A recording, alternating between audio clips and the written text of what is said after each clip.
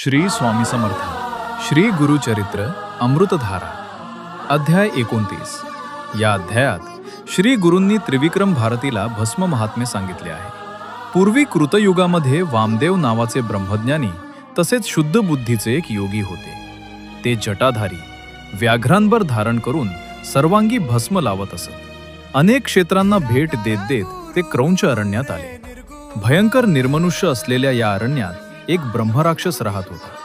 तो ब्रह्मराक्षस वामदेवांकडे धावला असता वामदेवांच्या अंगाला असलेले भस्म ब्रह्मराक्षसाच्या अंगाला लागले असता ब्रह्मराक्षसाचे सर्व पाप झरून गेले व त्यास पूर्वजन्मीचे स्मरण झाले। ब्रह्मराक्षस म्हणाला की मी गतजन्मात फार दुष्कृत्य केली आहेत, त्यामुळे मला यमदूतांनी नरकात घातले। ब्रह्मराक्षसाने वामदेवास आपल्या गत 25 जन्मांचा वृत्तांत कथन केला।